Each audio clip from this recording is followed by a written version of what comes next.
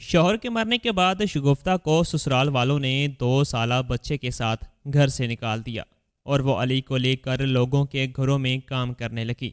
उसने खुद भूख काट कर अली को पढ़ाया और वो एक सरकारी ऑफिसर बन गया और शगुफ्ता की हालत वैसी की वैसी थी। एक दिन अली को ऑफिस में एक लड़की पसंद आ गई और यूं उसका रिश्ता तय हो गया। शादी वाला दिन था। शगुफ्ता बहू के साथ स्टेज पर बैठी थी कि उसने अली से कहा कि अपनी माँ को स्टेज से नीचे उतारें, मेरी बेइज्जती हो रही है।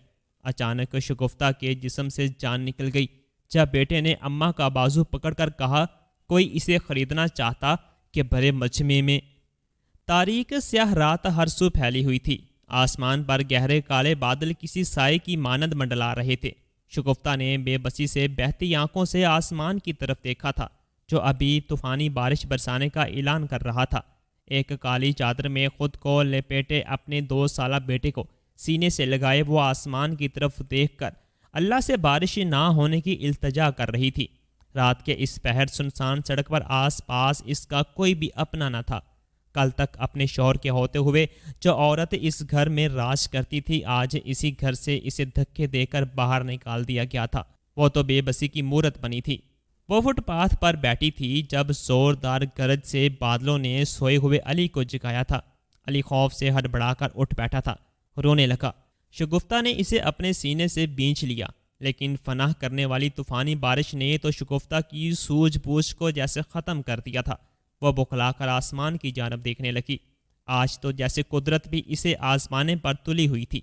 उसने अपनी चादर के अंदर अली को छुपाकर अपने साथ लगा लिया। फुटपाथ पर वो कोई ऐसी जगह ढूंढने लगी जहां वो खुद को और अली को बारिश से भीगने से बचा सके, लेकिन ना तो वहां कोई सायादार दरख्त था और ना ही कोई ऐसी जगह जहां वो खुद को और अपने बच्चे को बचा सकती। नवंबर का महीना था। हवा में खून को रगों में ही जमा देने वाली ठंडी बारिश की बूंदें इसका खून जमाने लगी थी। शगुफ्ता पूरी भीग चुकी थी। अली भी बहुत डरा हुआ था। सर्दी की शिद्दत से लब कपा रहे थे। माँ को पकड़े हुए टूटे फूटे अल्फाजों में कह रहा था, मम्मा घर चलो, मुझे सर्दी लग रही है। शगुफ्ता का सब्र जैसे लबरेज हो गया था। वो पीछी और सिसकियों से रोने लगी। कहने लगी, हमारा कोई घर नहीं, मैं तुम्हें कहाँ ले जाऊं? जो हमारा घर था वहां से हमें निकाल दिया गया है। अब हमारे सर पर तो साया करने के लिए एक दरख्त भी मौजूद नहीं। उसने चारों तरफ देखा। सड़कें सुनसान थीं। दूर दूर तक कोई इसे मददगार नजर नहीं आ रहा था। वो उठी और तेजी से दोनों रोड क्रॉस करके सामने गली में चली गई जहां उसका ससुराल था। तेज तेज कदम उठाती हुई वो अपने ससुराल पहुंची थी। अपने ही घर का दरवाजा बजाकर कहने लगी कि खुदा के लिए बहुत तेज बारिश हो रही है, मेरा बच्चा बीमार पड़ जाएगा। मैं आप लोगों के घर की इज्जत हूँ, मेरा ना सही मेरे बच्चे का ही ख्याल कर लें। मैं गैर हूँ मगर मेरा बेटा तो आप लोगों का खून है, औलाद है। मुझे बस एक रात की पनाह दे दो। लेकिन इसके दोनों जालम जेठों को ज़रा भी इस पर तरस नहीं आया। सास जिंदा ना थी। 3 भाई ही थे।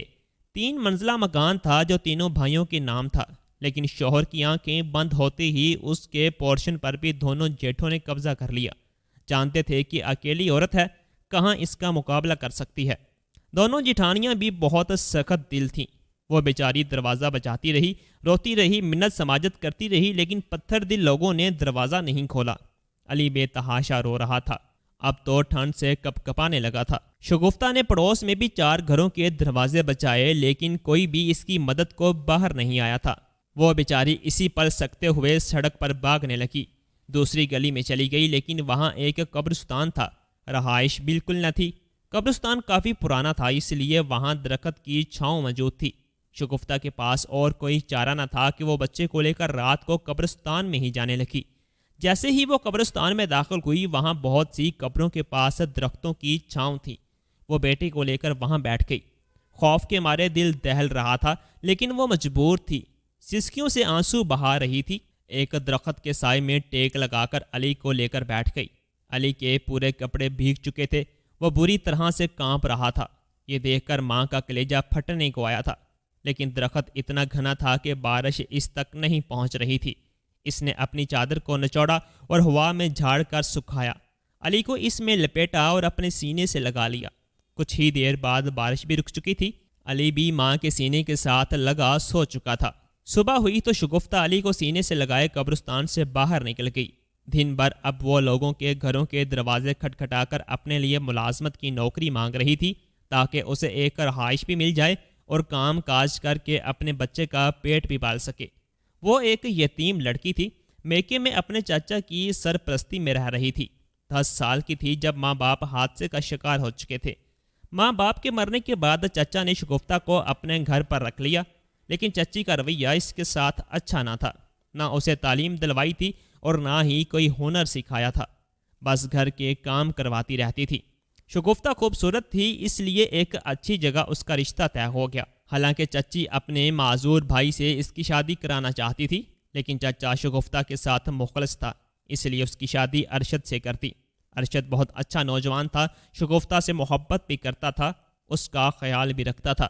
گھر میں کسی چیز کی کوئی کمی نہ تھی، بہت زیادہ عیش و عشرت نہیں تھی تو تنگی بھی نہ تھی۔ شگفتہ کا وقت بہت اچھا گزر رہا تھا کہ ایک بار روڈ کراس کرتے ہوئے ارشد کا ایکسیڈنٹ ہو گیا اور وہ موقع پر ہی جاں بحق ہو گیا۔ ارشد کے جاتے ہی شگفتہ کی زندگی آزمائشوں کی نظر ہو چکی تھی۔ شگفتہ اپنی دونوں جٹھانیوں میں زیادہ خوبصورت تھی، اس لیے جٹھانیوں کو لگا کہ اگر یہ گھر میں رہی تو ہمارے شوہروں کو کہیں ہم سے دور نہ کر دے، کہیں خدا نہ خواستہ ان کے شوہر بیوہ خوبصورت شگفتہ کو دیکھ کر اس سے نکاح ہی نہ کر لیں۔ اس لیے اپنے شوہروں کو بھڑکا کر گھر سے نکلوا دیا کہ یہ ہمارے گھر پر قبضہ کر لے گی اور اس کے بچے کو بھی ہمیں ہی پالنا پڑے گا، بھلا اس مہنگائی میں کیسے گزارا ہوگا، وغیرہ وغیرہ۔ وہ سبھی شفاق دلی میں کسی سے کم نہ تھی، آنکھوں پر لالچ کی پٹی بندھی تھی۔ کہنے لگی اگر اس عورت کو گھر سے نکال دیں تو گھر کی ایک منزل کے مالک بن جائیں گے، اس لیے انہوں نے اسی پر شگفتہ کو مار کر گھر سے نکال دیا تھا۔ 2 دن سے شگفتہ بھوکی پیاسی اپنے لیے ملازمت ڈھونڈ رہی تھی، لیکن کوئی بھی اسے نوکری پر رکھنے کو تیار نہ تھا۔ بھوکی پیاسی وہ ایک بار سامنے پھل والے ٹھیلے کے پاس چلی گئی۔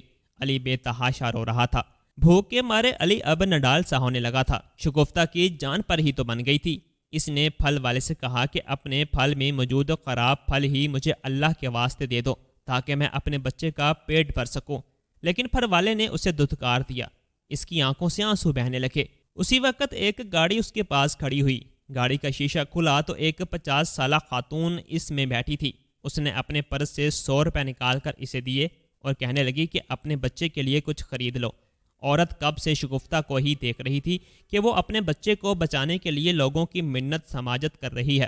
خدا ترسی میں اس عورت نے اسے 100 روپے دے دیے۔ شگفتہ کہنے لگی کہ اسے پیسے نہیں چاہیے، نوکری چاہیے۔ وہ کافی خدا ترس قسم کی خاتون تھی۔ اس نے اسے گاڑی میں بٹھایا اور اپنے گھر لے گئی۔ گھر کیا، اس کا تو ایک بنگلہ تھا۔ کافی امیر خاتون تھی، لیکن اس کے گھر پر بھی بہوؤں کا راج تھا۔ خود تو بہت ہمدرد قسم کی خاتون تھی، لیکن بہویں بہت سخت دل تھیں۔ انہوں نے شگفتہ کو اپنی ساس کے ساتھ دیکھا تو کہنے لگی یہ بڑھیا تو اپنے ساتھ کسی کو لے آئی ہے۔ وہ کہنے لگی کہ اسے میں نے اپنے کاموں کے لیے رکھا ہے، کیونکہ مجھے تو یہاں کوئی بھی نہیں پوچھتا۔ اس سے پہلے کہ بہویں کچھ کہتیں، دونوں بیٹوں نے کہا کہ ٹھیک ہے، اس عورت کو آپ اپنے کاموں کے لیے رکھ لیں تاکہ روز روز کا یہ جھگڑا ہی ختم ہو۔ بڑھیا مطمئن ہو چکی تھی۔ وہیں شگفتہ کی آنکھوں سے بھی خوشی کے آنسو نکلے تھے۔ وہ روتے ہوئے ہاتھ جوڑ کر اس خاتون کا شکریہ ادا کرنے لگی، جبکہ اس خاتون کی بہویں منہ بنا کر اپنے اپنے کمرے میں چلی گئیں۔ وہ خاتون جانتی تھی کہ وہ اور اس کا بچہ بہت بھوکا ہے۔ اس نے اسی وقت ملازمہ سے کہہ کر کھانا منگوایا۔ شگفتہ اپنے بچے کو کھلانے لگی اور پھر جو کھانا بچا کھا کر خدا کا شکر ادا کیا۔ کھانا کھاتے ہی اس کے وجود میں طاقت آ چکی تھی۔ فوراً خاتون کے کہے کے مطابق کام کرنا شروع کر دیا۔ اس سے پہلے اس کے پورے کمرے کی صفائی کی، پھر اس کے لیے پرہیزی کھانا بنانے لگی۔ اسی دوران علی اس کے ساتھ ہی رہا تھا۔ وہ تو اتنے بڑے گھر کو دیکھ کر اور بار بار آس پاس انجان لوگوں کو دیکھ کر رونے لگتا۔ کل رات بارش میں بھیگنے کی وجہ سے اسے بخار اور زکام بھی لگ چکا تھا۔ وہ بار بار روتا ماں کے کندھے پر سر رکھ رہا تھا، جبکہ شگفتہ کچن میں کھڑی کھانا بنا رہی تھی۔ تو تبھی اس خاتون کی بہو کچن میں آئی۔ جب اس نے بیمار پڑے ہوئے علی کو دیکھا تو وہ گھن کھانے لگی۔ کہنے لگی یہ تم اپنے اس گندے بچے کو ہمارے کچن میں کیوں لائی ہو؟ جانتی ہو یہ بیمار ہے اور ہر سو بیماریاں پھیل جائیں گی۔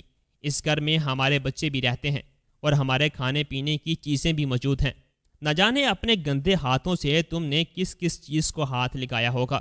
نکلو یہاں سے، پتہ نہیں بڑھیا کیسی عورت کو اٹھا کر لے آئی ہے۔ اس نے اپنی ذاتی ملازمہ سے دھکے مروا کر شگفتہ کو گھر سے نکلوا دیا۔ وہ صحن میں کھڑی ہو چکی تھی۔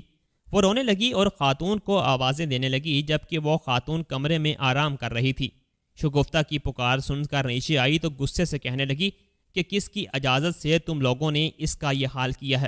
ساس اور بہوئیں آپس میں لڑ پڑیں، جبکہ علی تو شور دیکھ کر مزید رونے لگا۔ بہرحال شگفتہ کو گھر میں آنے کی اجازت ملی۔ خاتون نے اس کے بچے کے لیے دعا بھی منگوا دی۔ شگفتہ نے وہ دعا اپنے بچے کو دی تو علی کو نیند آنے لگی۔ شگفتہ نے اس خاتون کے لیے روٹی بھی بنائی تھی۔ اس نے اپنے بچے کو لاؤنج میں پڑے ہوئے صوفے پر لٹا دیا۔ ابھی تک اس بات کا فیصلہ نہیں ہوا تھا کہ شگفتہ کہاں سویا کرے گی۔ اس نے اپنے معصوم بچے کو سکون سے سوتے دیکھا تو مسکرا اٹھی۔ اپنے بچے کی ڈھیروں بلائیں لیتے ہوئے اسے صوفے پر لٹا کر کچن میں آ گئی اور ایک بار پھر تیزی کے ساتھ بوڑھی خاتون کا کھانا بنانے لگی۔ تبھی اس خاتون کی چھوٹی بہو اپنے کمرے سے باہر نکلی، صوفے پر آ کر بیٹھنے لگی تو صوفے پر علی کو سویا دیکھ کر اس کے ماتھے پر بل پڑ گئے۔ وہ چلا کر کہنے لگی، اس گندے بچے کو یہاں پر کس نے لٹایا ہے؟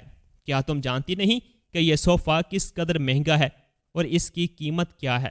اس پر تو کبھی نوکروں کو بیٹھنے کی جرت نہیں دی گئی اور تم نے آتے ہی اپنے بیٹے کو اس پر سلا دیا۔ شگفتہ نے ایک بار پھر طوفان سر اٹھاتے دیکھا تو بھاگ کر باہر آئی اور ہاتھ جوڑ کر اس سے معافی مانگنے لگی۔ کہنے لگی کہ میرا بیٹا سو گیا تھا، اس لیے میں نے یہاں لٹا دیا۔ اب بتائیں میں اپنے بیٹے کو کہاں لٹاؤں؟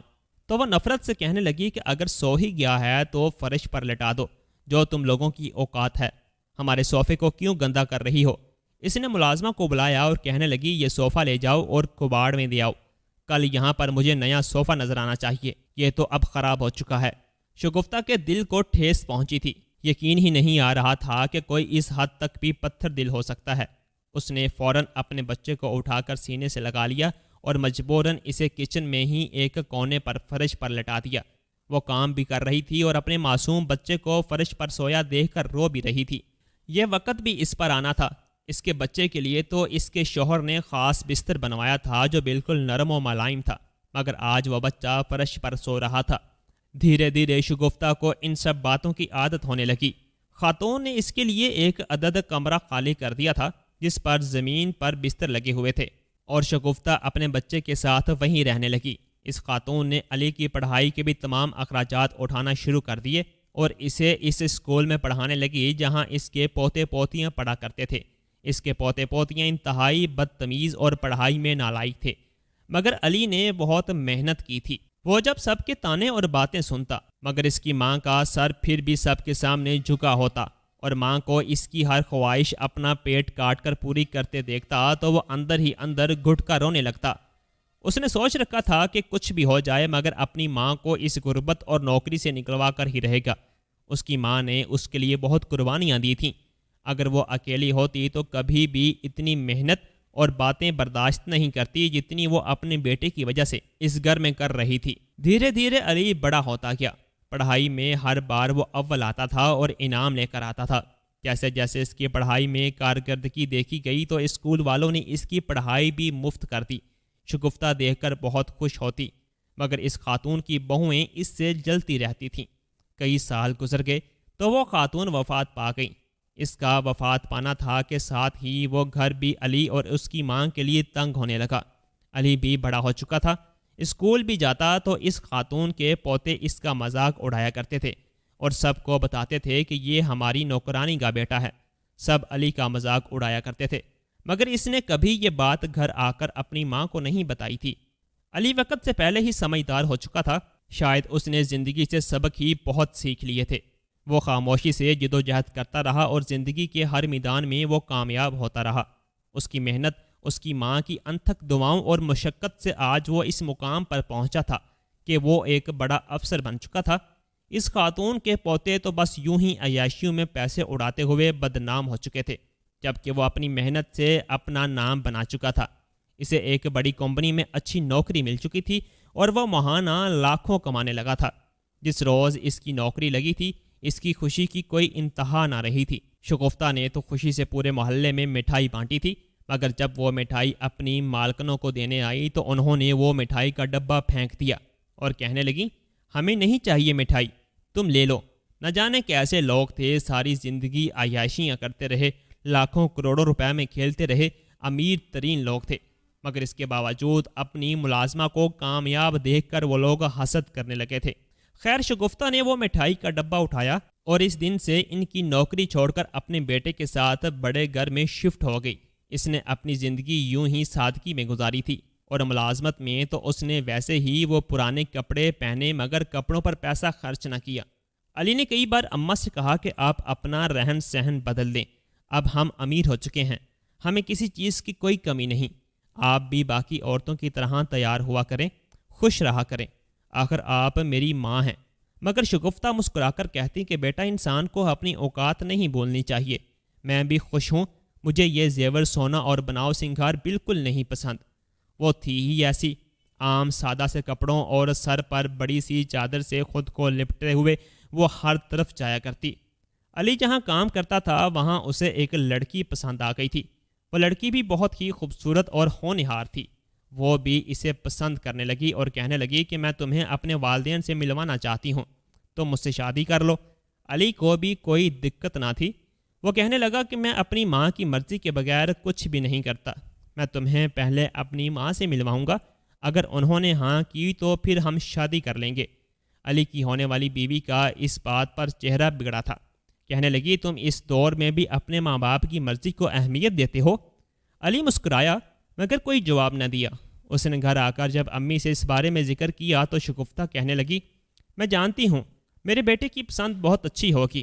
شگفتہ نے بھی ایک لڑکی دیکھ رکھی تھی جو بڑی ہی با اخلاق اور باصیرت تھی، وہ اس کے بیٹے کے لیے بالکل پرفیکٹ تھی، مگر جب بیٹے کی پسند سنی تو اس نے اپنی پسند کو دبا دیا اور علی کی خوشی میں خوش ہو گئی۔ جب لڑکی کے گھر والے علی کے ہاں آئے تو اس کا گھر اور بینک بیلنس دیکھ کر کافی خوش ہوئے کیونکہ بیٹی گھر میں راج کرے گی، مگر جب وہ شگفتہ سے ملے تو انہیں کافی الجھن سی ہوئی تھی کیونکہ اس لڑکی کے ماں باپ تو بالکل آج کے دور کے ماں باپ جیسے تھے، نہ ہی لڑکی کی ماں کے گلے میں دوپٹہ تھا، یوں ہی سونے اور ہیرے کے زیورات سے لدی ہوئی، بال کھلے ہوئے اور منہ پر میک اپ کی پرتیں تھیں۔ وہ اپنے دیور اور شوہر کے ساتھ آئی تھی اور بے پردہ ان کے سامنے بیٹھی تھی، جبکہ علی کی ماں نے جب انہیں دیکھا تو فوراً اپنے دوپٹے کو سر پر باندھ لیا اور اس کا ایک بال بھی باہر نظر نہیں آ رہا تھا۔ وہ نظریں جھکا کر ان کے سامنے آئی اور آ کر بیٹھ گئی۔ ان لوگوں نے جب اس کی ماں کو دیکھا تو بڑبڑانے لگے، کہنے لگے یہ ماں کم اور کام والی ماسی زیادہ لگ رہی ہے۔ علی بھی اس لڑکی کی محبت میں پوری طرح گرفتار ہو چکا تھا، وہ لڑکی کے لیے کسی بھی حد تک جانے کے لیے تیار تھا۔ رشتہ طے پا گیا، شادی کی ڈیٹ فکس ہو گئی۔ وہ بڑی ضدی سی لڑکی تھی، کہنے لگی میں یہ سب روایتی کپڑے نہیں پہنتی، مجھے آج کے فیشن کے مطابق کپڑے چاہیے۔ وہ شگفتہ کے کپڑے وہیں چھوڑ کر اپنی مرضی کے سوٹ لے کر آ گئی۔ علی کی ماں خاموش ہو گئی، کچھ نہ بولی، بیٹے کی خوشی میں ہی خوش تھی۔ شادی کا دن آیا تو بڑے بڑے بزنس مین اور امیر کبیر گھرانے کے لوگ اس شادی میں شریک تھے۔ علی کی ماں آج بھی خوبصورت سا کاٹن کا سوٹ پہنے ہوئے، سر پر سلیقے سے دوپٹہ رکھے وہاں پر موجود تھی۔ لوگ بار بار علی کی ماں کے بارے میں پوچھ رہے تھے، مگر جو بھی دیکھ رہا تھا اس کا منہ کھلے کا کھلا رہ گیا۔ علی کی بیوی سے آ کر کہا کہ تمہاری ساس تو بالکل نوکرانی لگ رہی ہے۔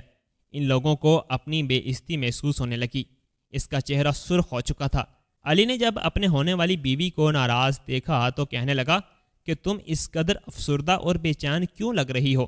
وہ علی کے ساتھ بیٹھی تھی اور سرگوشی کے انداز میں کہنے لگی کیا تمہیں دکھائی نہیں دے رہا لوگ تمہاری ماں کے بارے میں کیسی باتیں کر رہے ہیں؟